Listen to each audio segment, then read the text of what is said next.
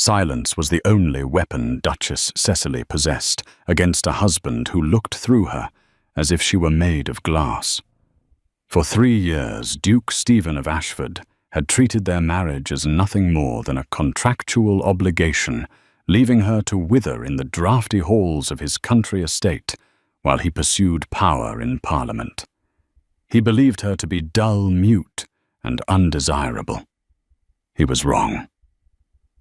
When the London season began, Stephen expected his wife to remain a wallflower. Instead, he watched in stunned horror as the most powerful men in England, rivals, princes, and war heroes, began to circle her. The woman he had ignored was suddenly the diamond everyone wanted to steal, and for the first time in his life, the cold Duke realized he might have to fight to keep what was already his. Rain lashed against the leaded panes of the Ashford estate, a relentless drumming that matched the monotony of Cecily's life. She sat by the hearth in the drawing room, her embroidery hoop resting idly in her lap. The fire had burned down to embers much like the hope she had once harbored for this marriage. 3 years. That was how long she had been the Duchess of Ashford. To the outside world, she was the envy of every debutante in England. She had married Stephen, the Duke of Ashford, a man whose wealth was only eclipsed by his brooding, devastatingly handsome features. He was a man of sharp intellect and even sharper tongue, respected by the House of Lords and feared by his tenants. But to Cecily, he was a stranger who shared her breakfast table in silence, and her bed only when duty required an heir, which to her secret shame had not yet appeared. The heavy oak doors creaked open, and the temperature in the room seemed to drop. Stephen strode in, bringing the scent of rain and wet wool with him. He did not look at her. He went straight to the liquor cabinet, pouring a glass of amber brandy with precise, agitated movements. "The carriage is prepared for the morning," Stephen said, his voice deep and devoid of warmth. He spoke to the crystal decanter, not to his wife. "We leave for London at dawn. Parliament is convening early, and my presence is required." Cecily nodded, though he wasn't looking. "Yes, Your Grace." Her voice was soft, melodic, but rarely used. In the early days she had tried to engage him. She had asked about his horses, his debates, his childhood. He had shut her down with curt, one-word answers, making it clear that her opinions were neither solicited nor desired. So she had learned the art of silence. She became part of the furniture, a decorative object that breathed. Stephen turned then, his steel-grey eyes sweeping over her. He frowned as if finding a flaw in a painting he had purchased. "Do try to pack something suitable, Cecily. The last time we were in town, your attire was dreary. People are beginning to talk. They think I keep you in rags." It wasn't true. Cecily wore the finest silks money could buy, but she chose muted colors, dove grays, pale lavenders, soft blues. She tried to blend in to disappear, because being noticed usually meant being criticized. "I will speak to Mrs. Halloway about the wardrobe," Cecily replied, her eyes fixed on the fire. "Good." He downed the brandy in one swallow. "And try to be more lively this season. Lord Kensington asked me last month if my wife was mute. It is embarrassing to have a duchess who cannot hold a conversation." The insult landed with the precision of a knife, but Cecily did not flinch. She had built walls of ice around her heart to survive him. "I shall endeavour to be more entertaining, Stephen." He sighed, a sound of profound irritation, and walked out of the room without a backward glance or a good night. Cecily waited until his footsteps faded down the corridor before she let the needle slip from her fingers. She wasn't mute. She wasn't dull. Before she was a duchess, she had been Lady Cecily of the wild northern moors. She had ridden horses, bareback, read philosophy in the library of her father's crumbling estate, and debated politics with her brothers. But Stephen didn't know that woman. He had never cared to meet her. He had married her for her bloodline and her dowry, and having secured both, he had checked out. But something had shifted in her chest tonight. Perhaps it was the rain, or perhaps it was the mention of London. She was 21 years old. She was burying her youth in this mausoleum of a marriage. If he wants lively, she thought, a spark of rebellion igniting in her dark eyes, then perhaps I should show him exactly what I am capable of. The next morning, the journey to London was suffocating. They sat opposite each other in the velvet-lined carriage, the silence stretching for miles. Stephen read correspondence, his brow furrowed. Cecily watched the countryside roll by the green fields, giving way to the soot and stone of the city. They arrived at Ashford House in Mayfair, just as the gas lamps were flickering to life. The townhouse was grand, imposing and cold, a perfect reflection of its master. As the footman unloaded the trunks, Stephen paused on the steps. "I will be dining at the club tonight," he said, adjusting his gloves. "Do not wait up." "I never do," Cecily said. He paused, blinking as if he hadn't heard her correctly. The tone wasn't submissive. It was indifferent. He looked at her, really looked at her for a split second. She stood tall in her travelling cloak, her face composed, her gaze level. For a moment he felt a prickle of unease, but he dismissed it. She was just Cecily. Predictable, boring Cecily. "Right," he muttered, and descended the steps to his waiting carriage. Inside the house, Cecily stripped off her gloves. Her lady's maid, a sharp-witted woman named Beatrice, who had been with her since childhood, was already unpacking. "The blue silk for dinner, Your Grace?" Beatrice asked. "No," Cecily said, walking to the window to watch Stephen's carriage disappear into the fog. "Burn the grey, burn the lavender, and send for the modiste, the best one in London. Madame Leclerc." Beatrice's eyes widened. "Madame Leclerc. But Your Grace, her designs are bold. The Duke prefers modesty." Cecily turned. A small, dangerous smile played on her lips. "The Duke is not the one wearing the dresses, Beatrice. If I am to be put on display like a prize mare, I intend to be the most expensive thing in the room." 2 weeks later, the Duke of Ashford stood on the edge of the ballroom at Lady Montgomery's masquerade. It was the first major event of the season. The chandeliers dripped with crystal. The air was thick with the scent of lilies and beeswax, and the orchestra played a sweeping waltz. Stephen was bored. He hated these events. He hated the preening peacocks of the aristocracy, the insipid gossip, the mothers trying to auction off their daughters. He was only here because his political allies expected it. He scanned the room, looking for his wife. He assumed she was hiding in a corner somewhere, blending into the curtains in one of her pale, forgettable gowns. "Have you seen her?" Stephen turned to see his friend, Lord Frederick, grinning at him. "Seen who?" "The woman everyone is talking about," Frederick said, gesturing with his champagne glass toward the center of the room. "They say she's a visiting countess from Italy, or perhaps a French royal in exile. No one knows. But good God, look at her." Stephen followed Frederick's gaze. The dance floor had cleared slightly, creating a circle around a couple, moving with fluid, mesmerizing grace. The man was Count Valerius, a known rake and a diplomat from Vienna, handsome in a predatory way. But no one was looking at him. They were looking at the woman in his arms. She wore a gown of deep emerald green velvet that clung to her figure in a way that was both elegant and scandalously alluring. The neckline was lower than anything Stephen allowed in his house, revealing the creamy expanse of her décolletage and a diamond necklace that glittered like fire. Her hair, usually pulled back in a severe bun, was loose, cascading in dark, glossy waves down her back, pinned only with emerald combs. She wore a black lace mask that covered her eyes, but her red lips were curved in a dazzling, genuine laugh. Stephen felt a physical blow to his gut. He knew that laugh.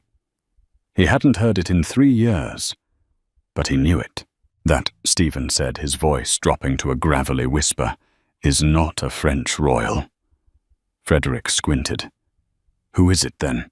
It's my wife. Frederick choked on his drink. Cecily. The quiet mouse. Cecily. You must be joking. Stephen didn't answer. He was too busy feeling a surge of emotion he couldn't name. It was a hot, twisting knot of possessiveness and shock. He watched as Count Valerius whispered something in Cecily's ear. She threw her head back and laughed again, her hand resting casually intimately on the Count's shoulder. Stephen began to move. He cut through the crowd like a ship breaking ice, ignoring the greetings of his peers. He needed to get to her. He needed to understand what game she was playing. The music ended just as he reached the edge of the floor. Count Valerius bowed low over Cecily's hand, lingering far longer than propriety dictated. He kissed her knuckles, his eyes locked on hers. You are a revelation, my dear, Valerius murmured loud enough for Stephen to hear. If you ever tire of the English reign, Vienna would welcome you as a queen. You are too kind, Count, Cecily replied, her voice rich and confident. Cecily, Stephen barked. She turned. Behind the lace mask, her eyes were cool. She didn't jump. She didn't look guilty. She looked bored. Stephen, she said, acknowledging him with a slight nod. I didn't think you would come. We are leaving, he said, his jaw tight. Leaving? She raised an eyebrow. But I have promised the next dance to Lord Benedict, and the one after that to General Humphreys. Stephen looked at the dance card dangling from her wrist. It was full. Every single line was scrawled with the names of London's most eligible and powerful men. I said we are leaving, he repeated, reaching for her arm. She took a half step back, avoiding his touch. It was a subtle movement, but to the onlookers it was a slap in the face. You may leave if you wish, husband, but I am having a wonderful time. Surely you wouldn't deny me the liveliness you requested. Stephen froze. She was using his own words against him. Around them people were watching. He saw the smirk on Count Valerius's face. He saw the curiosity in the eyes of the dowagers. If he dragged her out, he would look like a tyrant. If he stayed, he had to watch her flirt with half of London. Fine, Stephen hissed. One more dance. With me. Cecily glanced at her card. I'm afraid I have no openings. The rejection was so absolute, so public, that Stephen felt the blood drain from his face. Make an opening, he said, his voice low and dangerous. Cecily studied him for a long moment. Then she sighed as if indulging a petulant child. She turned to a young man approaching her Lord Benedict, a golden-haired poet who was heir to a massive shipping fortune. Lord Benedict, she said with a charming smile, my husband insists on stealing your turn. Do forgive him. He is not used to waiting. Benedict looked disappointed but bowed. For you, Duchess, I would wait an eternity. Stephen felt his hands curl into fists. He stepped forward and took Cecily into his frame. As the music started a slow, haunting waltz, he pulled her closer than was necessary. Her body was warm against his, smelling of jasmine and something exotic he couldn't place. What is this? He demanded, as he swept her into the turn. The dress, the hair, the spectacle. "I am merely blending in, Stephen," she said innocently. "You said I was dreary. I am fixing it." "You are not blending in," he snapped. "You are the center of attention. Half the men in this room are looking at you as if you are dinner." And she met his gaze, her eyes challenging. "Why should it matter to you? You have your parliament, you have your clubs, you have your brandy. Why do you care who looks at the wife you barely speak to?" "I care because you are my wife," he growled. "You bear the Ashford name." "I bear the name," she whispered, leaning in so her lips brushed his ear. "But I have never felt like I bear your heart. So do not pretend to be jealous, Stephen. It doesn't suit you." She pulled away slightly as the music swelled. Stephen stared at her. He wanted to shake her. He wanted to kiss her. For 3 years he had lived with a ghost. Now, holding this vibrant, defiant creature, he realized with a jolt of terror that he didn't know her at all. And worse, he realized that every other man in the room was seeing exactly what he had been too blind to see. The music ended. Before Stephen could say another word, she slipped from his grasp.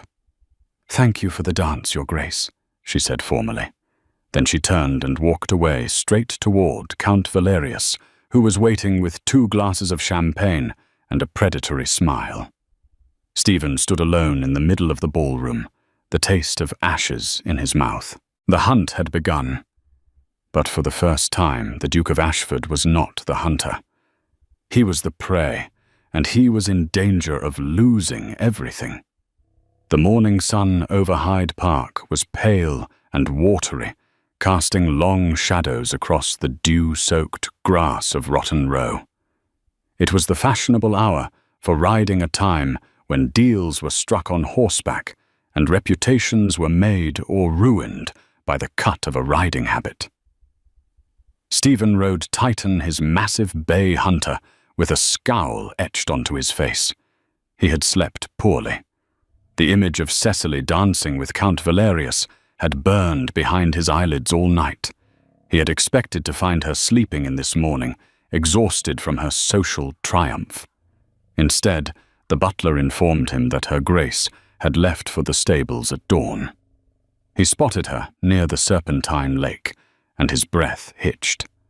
She was not riding the docile grey mare he had purchased for her 3 years ago. She was mounted on a creature of nightmare and smoke, a black stallion with a white star on its forehead, an animal that looked like it would sooner trample a rider than carry one. Cecily wore a habit of midnight blue velvet, tailored to military precision.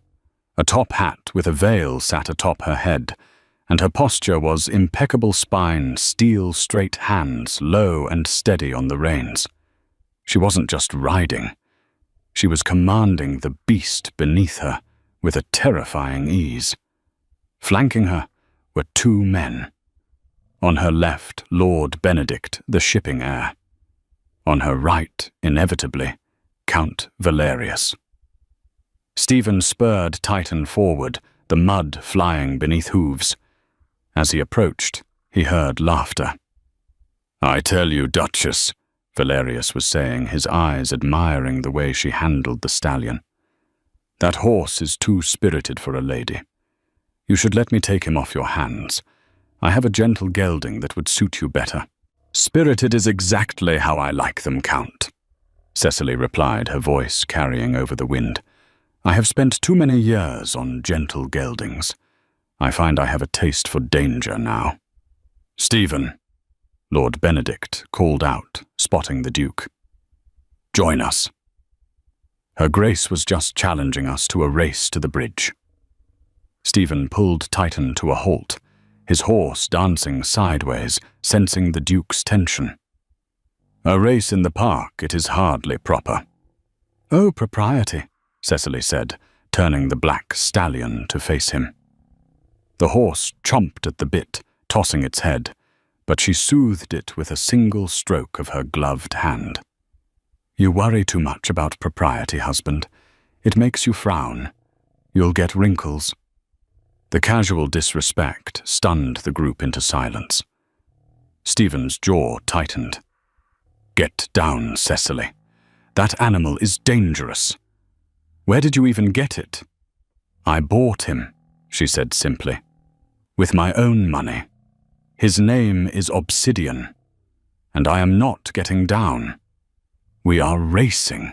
"Cecily, if you are afraid to lose Stephen, just say so," she cut in, her eyes flashing behind the veil. It was a trap. He knew it. She was baiting him in front of his rival. Count Valerius chuckled softly. "The Duke is a cautious man, Duchess. Perhaps he prefers the carriage." That did it. Stephen's pride, already bruised, shattered. "To the bridge!" he snarled. "On my count," Benedict shouted, clearly enjoying the chaos. 3, 2, 1, go. The explosion of motion was instantaneous. Valerius and Stephen kicked their horses into a gallop, dirt clods flying like shrapnel. Titan was a war horse built for power and stamina, and Stephen was an expert rider. He surged past Benedict, his eyes locked on the bridge in the distance. He expected to leave Cecily behind in seconds. He was wrong. To his right, a black blur shot past him. Cecily was leaning forward, her body melded with the stallion, moving in perfect rhythm. She wasn't fighting the horse. She was flying with it. Her hat had flown off, and her dark hair streamed behind her like a banner of war. She looked wild. She looked magnificent. Stephen urged Titan faster, pushing the animal to its limit, but he couldn't close the gap. He watched helpless as his wife thundered across the bridge, a full 3 lengths ahead of him, with Valerius a close second. They pulled up on the far side of the lake, the horses heaving to steam rising from their flanks. Cecily was flushed, her chest rising and falling, her eyes bright with adrenaline. She looked more alive than he had ever seen her. "Well ridden," Valerius shouted, clapping his hands. "By God, I haven't seen riding like that since I was in the Hungarian cavalry." Stephen pulled Titan up alongside her. He was furious, terrified, and aroused all at once. "You could have been killed," he hissed, grabbing Obsidian's bridle. Cecily looked at his hand on her horse, then up at his face. The joy faded from her eyes, replaced by that cool, impenetrable mask. "But I wasn't. I was winning. There is a difference. You are a duchess," Stephen said, his voice shaking. "Not a jockey. What has gotten into you? 3 years of silence." "Stephen," she said quietly so only he could hear. "It builds up pressure. Eventually something has to explode." She jerked the reins, freeing her horse from his grip. "Gentlemen," she nodded to Valerius and Benedict. "I believe I have won the wager. I shall expect my payment at the opera tonight." "Payment?" Stephen asked, bewildered. "A private box," Benedict supplied helpfully. "And dinner at the Savoy. Her Grace drives a hard bargain." Cecily didn't look back at her husband. She turned Obsidian and trotted away toward the park gates, sitting tall and victorious, leaving the Duke of Ashford sitting in the mud, realizing that he was losing a race he didn't even know he had entered. The Ashford townhouse was silent that afternoon. Stephen sat in his study, the heavy velvet curtains drawn against the grey London sky. On the mahogany desk before him lay a stack of papers, bills, parliamentary drafts, and invitations.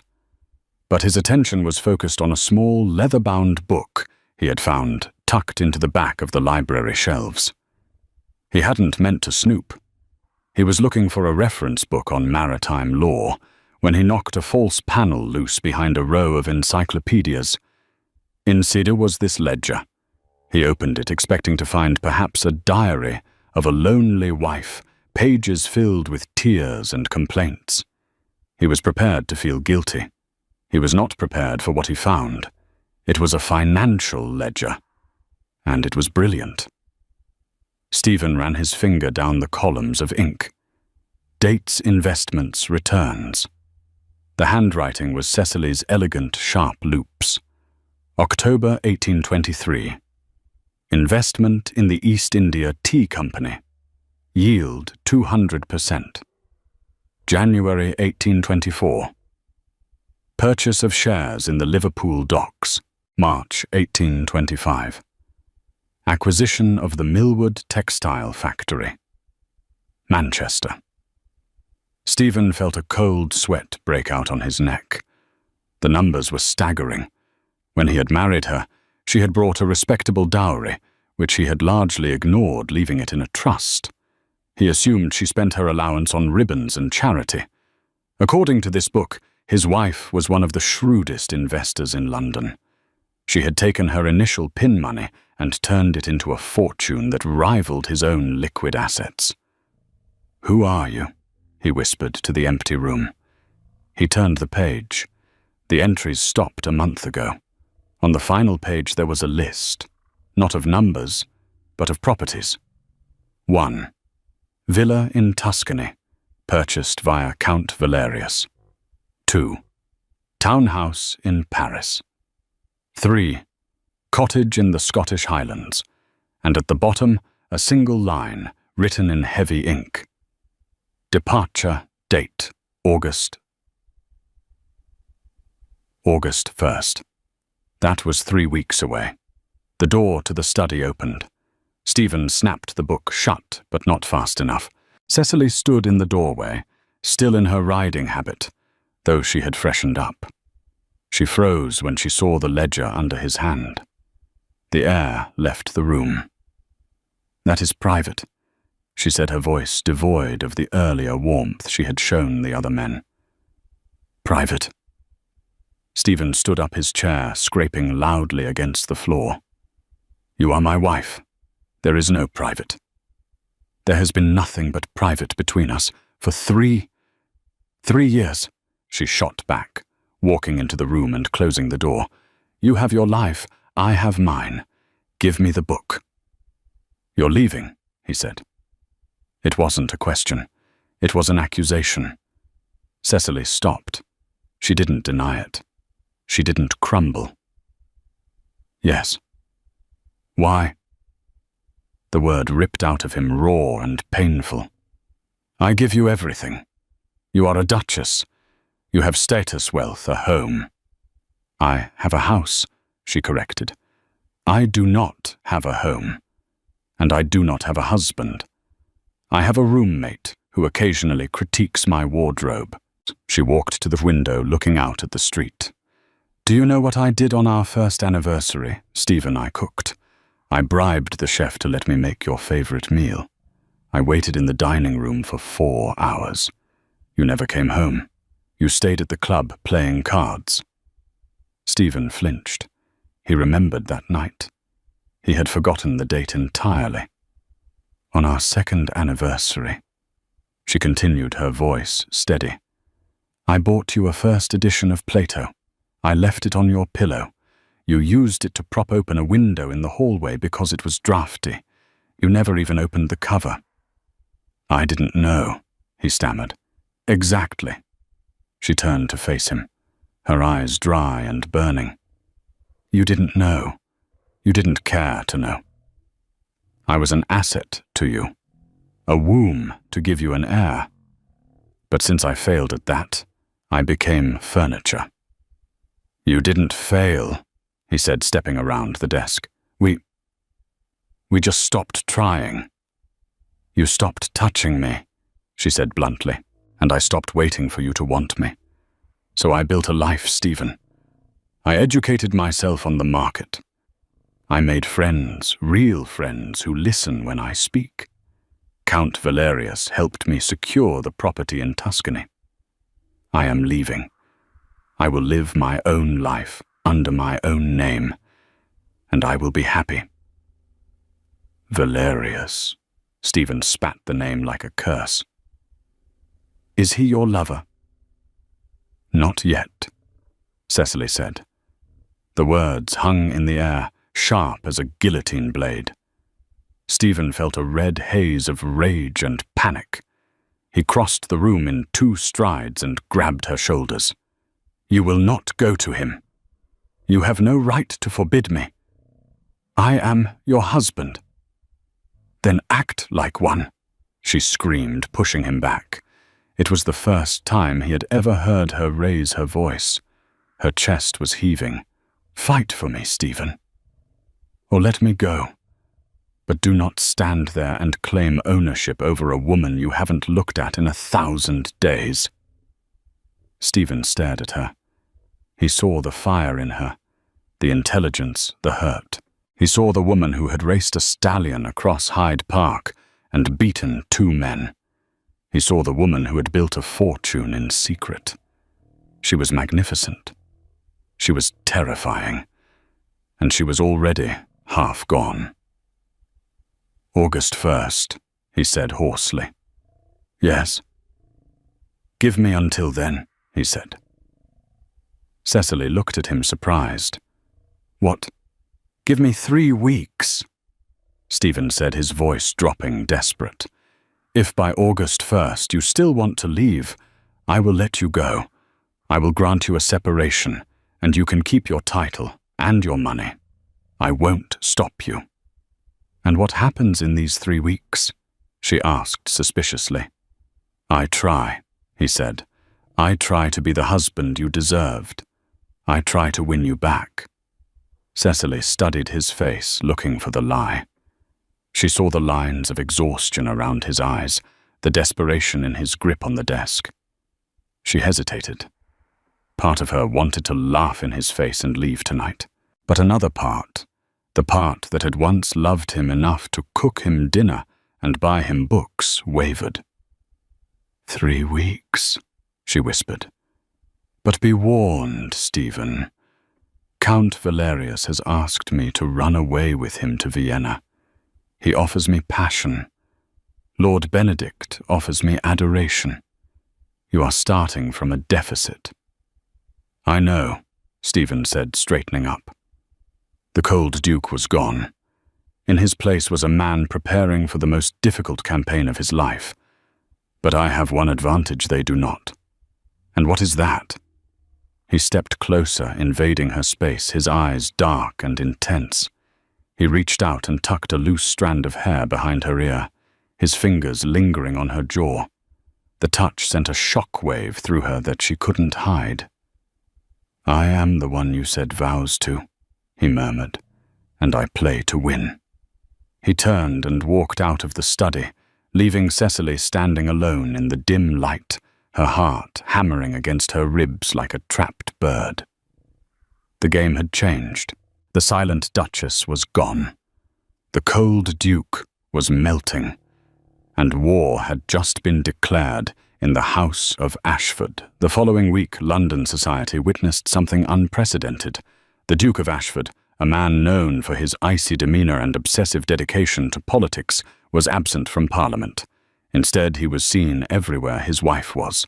It began with the flowers. Cecily woke on the first morning of the truce, expecting silence.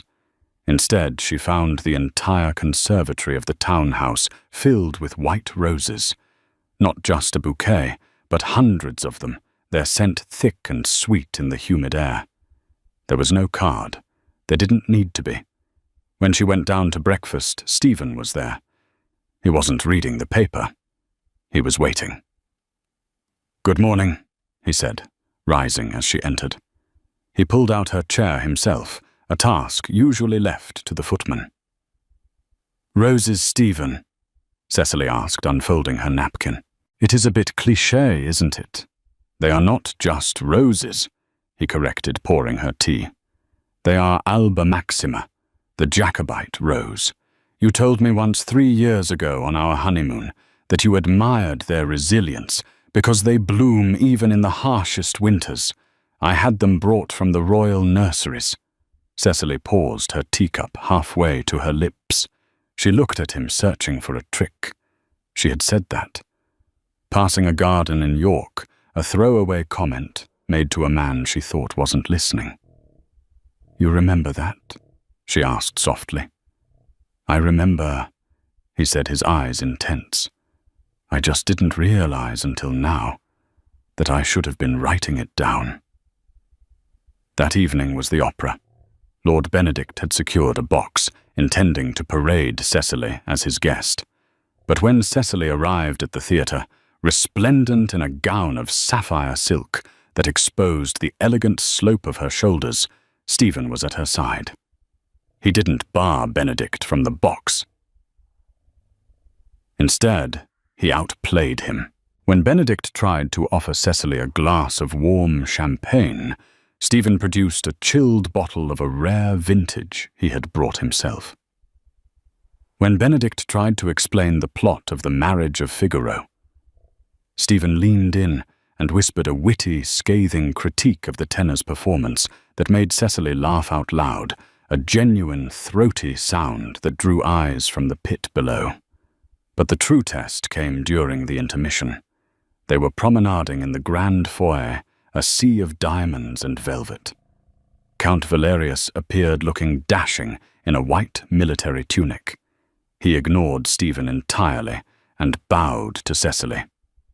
"Duchess," Valerius purred, taking her hand. "You look trapped. Shall we step out to the balcony for some fresh air? I have a poem I wish to read to you." Stephen felt the familiar surge of jealousy, but he didn't bark orders this time. He felt Cecily tense beside him. She was looking at him, waiting to see if he would explode. Stephen stepped forward, placing a hand on the small of Cecily's back. It was a possessive, heavy touch. "Actually, Count, my wife and I were just discussing business. It seems she has a keen eye for investments, and I find myself in need of her counsel regarding a shipping venture." Valerius blinked, his smile faltering. "Business with a lady." "With this lady," Stephen said smoothly. "Her intellect is quite formidable. I'm afraid she has no time for poetry tonight. We are discussing profit margins." He looked down at Cecily. For the first time, there was no condescension in his eyes, only respect. He was acknowledging her secret life, her ledger, her brilliance in front of the very man who tried to seduce her with frivolity. Cecily's lips curved into a smile.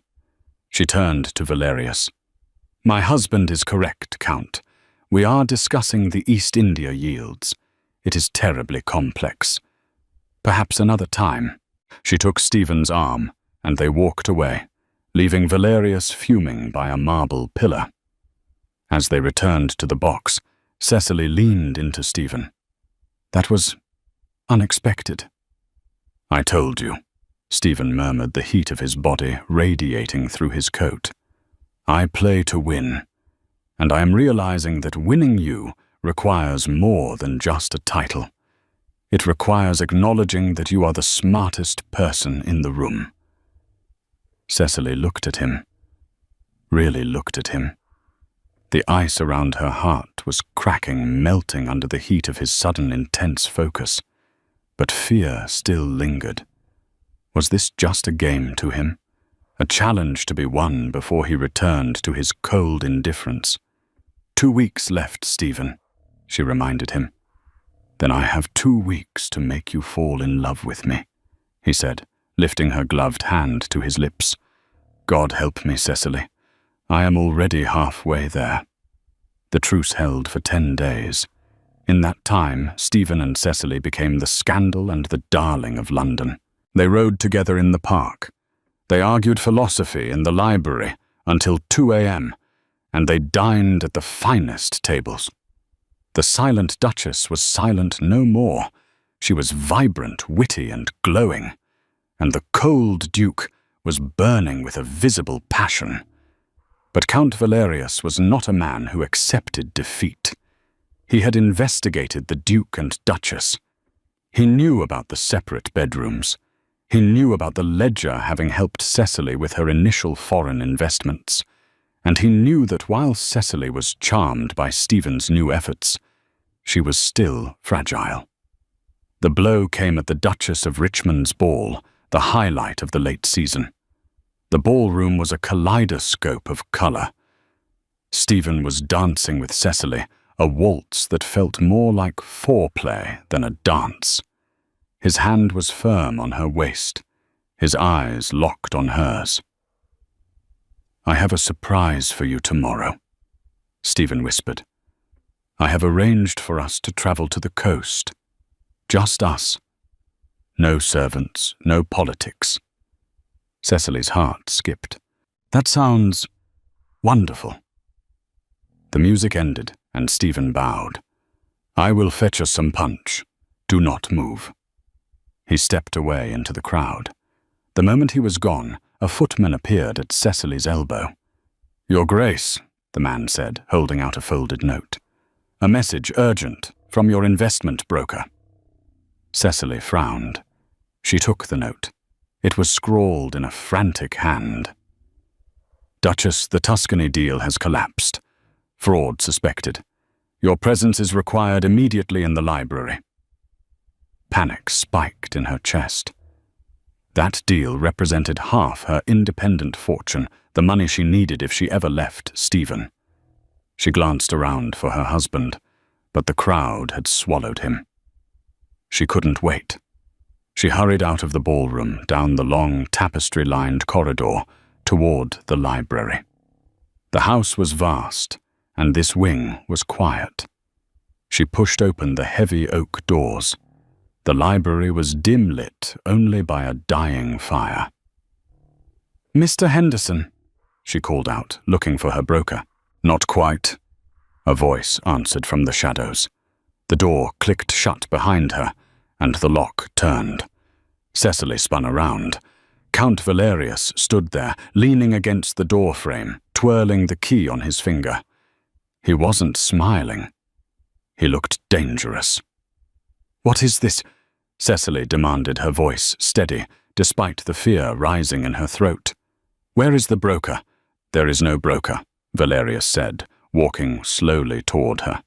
"And there is no Tuscany deal. It was a ruse, my dear, just like your husband's sudden affection." "Open the door," Cecily commanded, drawing herself up to her full height. "You are being naive, Cecily," Valerius sneered. "Do you really think the Duke changed overnight? He found your ledger. He knows you have a fortune. He is securing his assets, nothing more. Once he has charmed you back into his bed and secured legal control over your money, he will lock you away in Ashford Hall again." "You are lying," she said, though the doubt pricked at her. "Am I?" Valerius reached her, trapping her against the heavy mahogany desk. "I am the only one who saw you when you were invisible, Cecily. I am the only one who wants you, not your dowry or your reputation. Come with me, tonight. I have a carriage waiting." I said no. She pushed him, but he caught her wrists. "I am not asking any more," he hissed, his refined mask, slipping to reveal the predator beneath. "If you do not come willingly, I will scream. I will tear my clothes. I will tell the world you lured me here. Your reputation will be in tatters. The Duke will cast you out, and you will have no one but me." It was a trap, a vile, calculated trap. "Get your hands off my wife." The voice was low, guttural, and terrifying. Valerius froze. He looked toward the balcony. The French doors were open, the curtains billowing in the night wind. Stephen stood there. He had not gone for punch. He had seen Cecily leave and followed her, taking the terrace route. He looked like a demon. His cravat was loose. His fists were clenched, and his eyes were voids of pure violence. "Stephen," Cecily breathed. Valerius released her and spun around, pulling a small pistol from his coat. "Stay back, Ashford. I'll shoot." Stephen didn't even blink. He didn't stop walking. "You think a gun will stop me?" Stephen asked, his voice eerily calm. "You touched her." "She invited me," Valerius lied, backing up. "She begged me to save her from you." "Liar," Stephen growled. Valerius fired. The crack of the pistol shot echoed like a cannon in the small room. Cecily screamed. The bullet grazed Stephen's shoulder, tearing through the fine velvet of his coat, but he didn't stumble.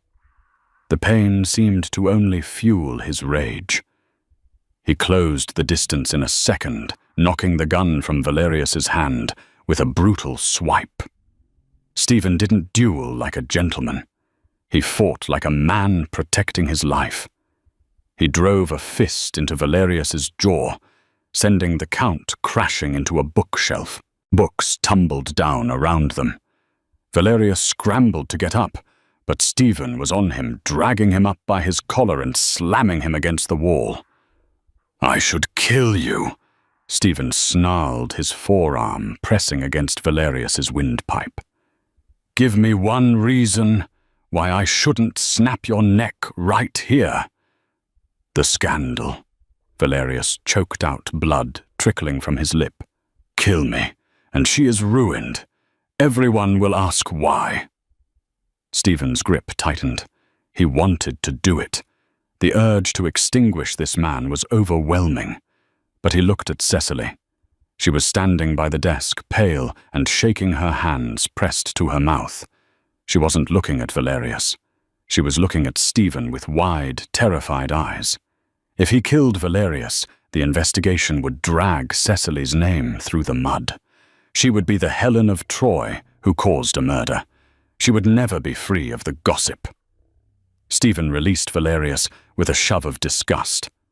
The Count slid to the floor, gasping for air.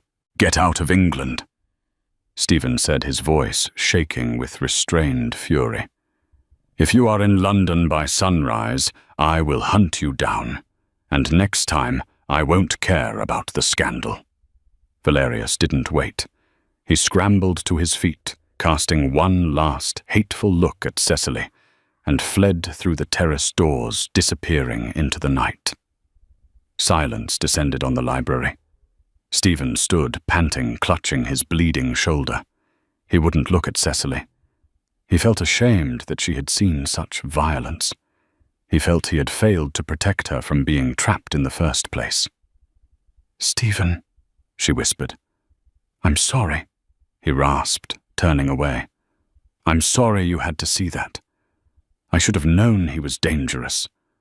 I should have—" He stopped because Cecily's arms were around his waist. She pressed her face against his uninjured back, hugging him so tightly her fingers dug into his ribs.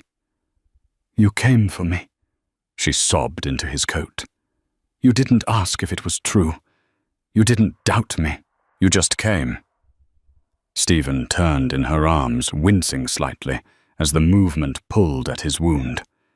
He looked down at her tear-stained face. "I will always come for you, Cecily," he said, his voice breaking. "I was a fool for 3 years. I was blind and arrogant and cold.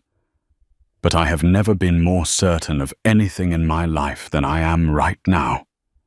I love you. Not the Duchess. You. The woman who races horses and reads ledgers and challenges me." He cupped her face with his good hand, thumbing away a tear. "The 3 weeks aren't up," he whispered. "But I am done playing games. Stay with me. Not because you have to, but because you want to." Cecily looked at the blood on his shoulder, then up into his grey eyes, which were finally beautifully open to her. "The carriage to the coast," she asked softly. "Does it leave at dawn?" Stephen let out a breath he felt he had been holding for a lifetime. A smile rare and breathtaking broke across his face. "It leaves whenever you are ready, my love." But the story was not quite over. For while the external enemies were vanquished, the greatest secret, the one Cecily had kept even from herself, was about to be revealed, a final twist that would cement their bond or shatter it forever. The coastal air of Cornwall was a stark contrast to the smog of London. Here the wind tasted of salt and freedom. Stephen and Cecily had rented a sprawling stone cottage perched on the edge of the cliffs, overlooking a churning grey sea. For 2 weeks they had lived in a world of their own making. There were no servants, save for a local cook and Beatrice who had accompanied them. There were no balls, no politics, and no expectations. They spent their days walking the wind-swept moors and their nights talking, truly talking, until the fire burned down to ash. Stephen had kept his word. He was not the cold duke here. He was attentive, passionate, and fiercely protective. He listened to her ideas about the textile industry with genuine fascination, realizing that his wife possessed a mind sharper than half the House of Lords combined. But even in paradise, shadows lingered. Cecily had been feeling unwell for days. She blamed it on the sea air, or perhaps the rich local cream, but a persistent fatigue dogged her steps. She hid it from Stephen, terrified of ruining their fragile happiness. She knew he was still watching her, looking for signs that she regretted staying with him. One evening, a storm rolled in off the Atlantic, battering the cottage with gale-force winds. They were safe inside, warm by the hearth. Stephen was reading a newspaper that had been delivered from London that morning, while Cecily sketched by the window. "It says here that Count Valerius has been apprehended in Brussels," Stephen said, a grim satisfaction in his voice. "Fraud, embezzlement, and attempting to blackmail an Austrian princess. He won't see daylight for a very long time."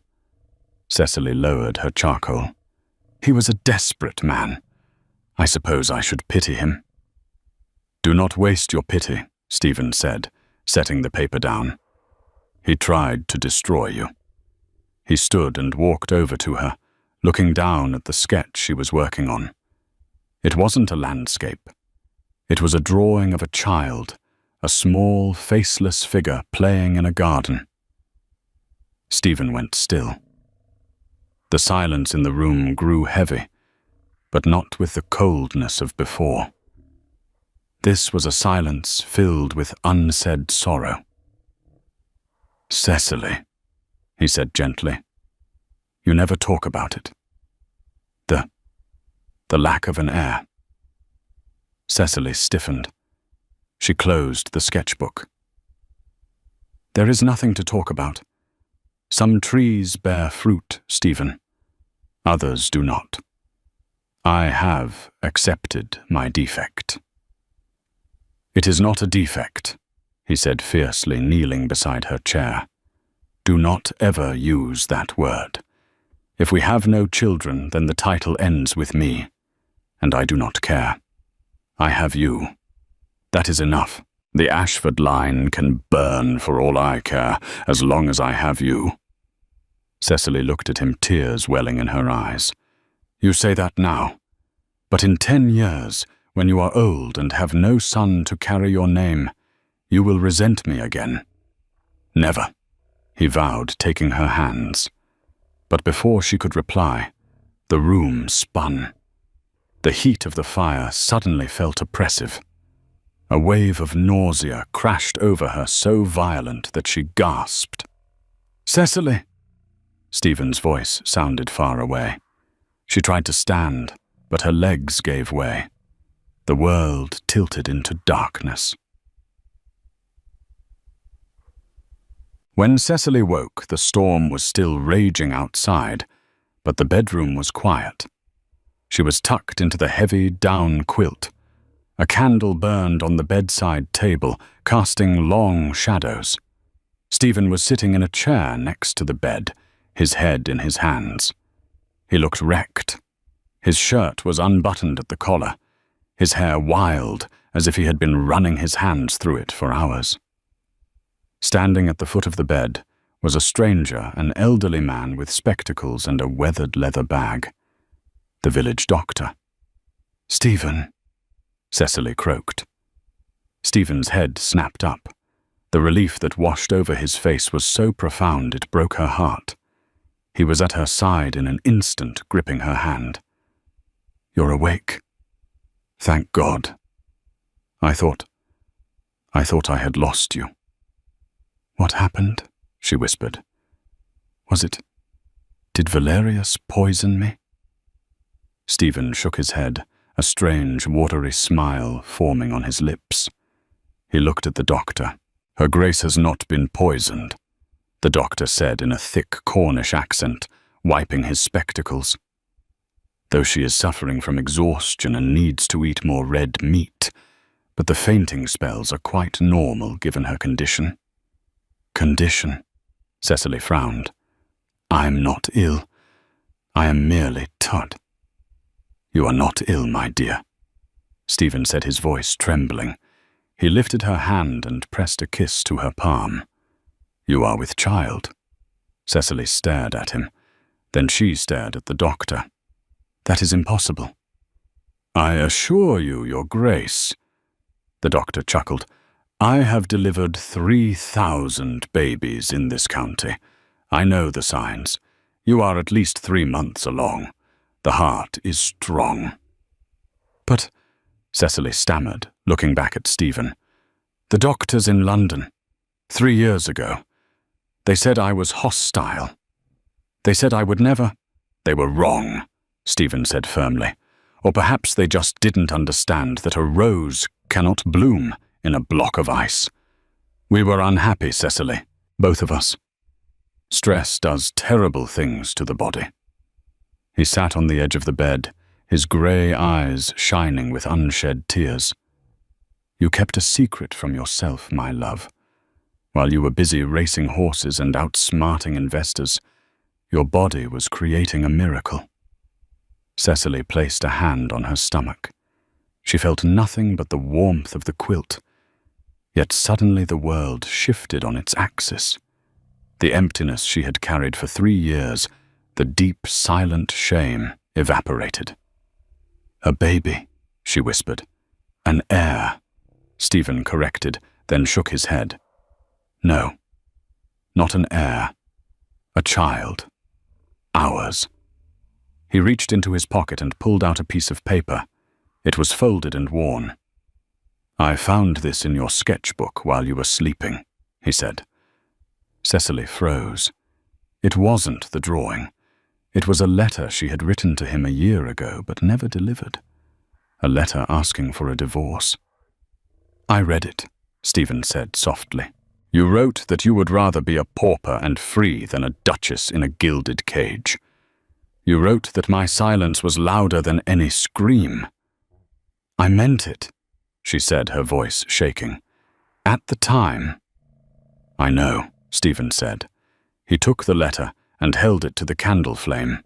They both watched as the paper curled, blackened, and turned to ash. "That life is gone," Stephen said, brushing the ash from his fingers.